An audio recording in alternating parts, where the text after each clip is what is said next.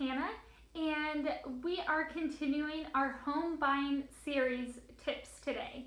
And I hope you listened to the last video where we went over finding out why you're thinking about purchasing a home and delving into that topic deeper to find out if you actually should be buying a home, a little bit of that. So I hope you made that list, and depending while you are making that list, you might have come up with some reasons why you shouldn't be buying a house.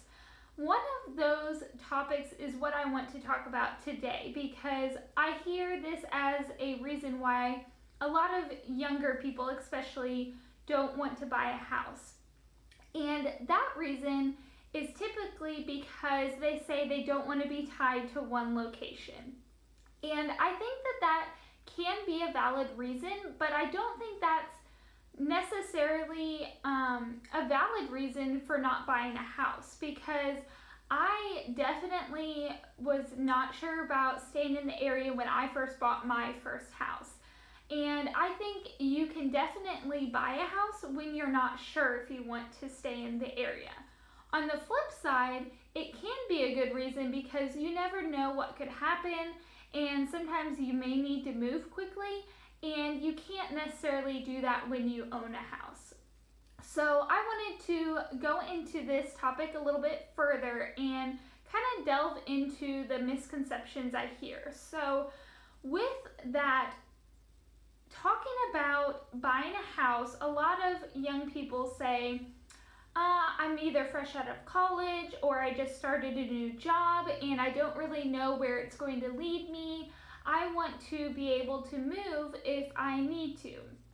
And again, I think that's valid, but I also look at most people who don't own a house, and they are typically in a 6-month or a year lease apartment.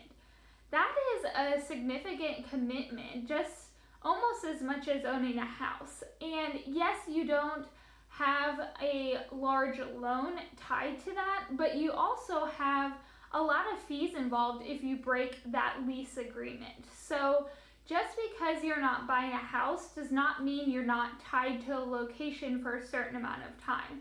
A lot of apartments have ridiculous fees if you move out early.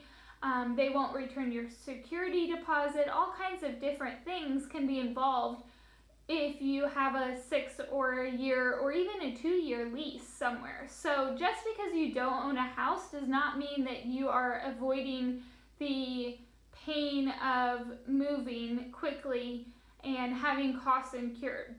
Versus owning a house, sometimes I feel like you can move quicker from selling a house than you can from moving out of an apartment. I looked up an average number of days from when a house listed on the market to when it closed, so not even an offer, but actually closed, sold, keys handed over, was 68 days in 2019. That's actually a really fast amount of time. That is almost equivalent to 2 months. So if you think about it this way, most of the time, if you're renting an apartment, if you need to move quickly, you probably have at least 2 months left in your lease, if not longer. So if to not have to pay any fees to move out of your apartment, you would have to stay, say, 2 extra months, 3 extra months, however long you have left in your lease. Versus a home, you could have it sold in approximately 2 months, as long as the market stays about the same as it was last year. So I think that that's something to really take into account, because a lot of people think it takes a ton of time to sell a house, and I personally have not seen that to be the case lately. It can be, and it has been in the past. If you look at the housing crisis that happened, obviously it was taking years to sell a house. So obviously there can be circumstances where it can take a significant amount of time, but I think if you do your homework and really properly make sure you have a house that can be marketable in the future, I don't think that you'll find it to be the case that it'll take much time to sell the house. I actually had an offer on my first house within the day that I listed it. So closing took about a month, but honestly, it probably could have been faster if either party wanted it to be, but we weren't in a rush, so it closed in about a month. I don't think I could have gotten out of an apartment in a month, let alone 2 weeks or shorter than a month. So I think that, yes, it's something to definitely consider if you're not sure of the area you want to stay long term, but I don't think that that can be a reason why you shouldn't buy a house. I actually, when I bought my first house, I knew I did not want to stay in the area. That is an interesting twist on things. So not only did I say I wasn't sure if I would want to stay in the area, I knew I did not want to stay in the area. So you might be wondering, why did I buy the house there? So I took buying my first house as basically thinking of it like I was still renting. I picked an area that was super marketable. I picked an area where I could rent a spare bedroom, and I picked a house that I knew would resell easily. It was on a dead-end road. It was a great starter home at a fairly affordable price for any new home buyer. Even if the property went up in value, it still would never reach an impossible price value for any new home buyer. So for me, it was more of an investment than it was a long-term home decision.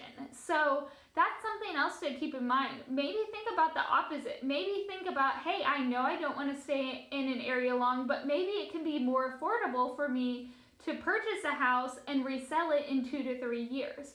Maybe you know an area that you are fairly confident is going to increase in value. So just because you don't want, or you're not sure if you want to stay in an area, don't make the decision not to buy a house solely based off of that reason.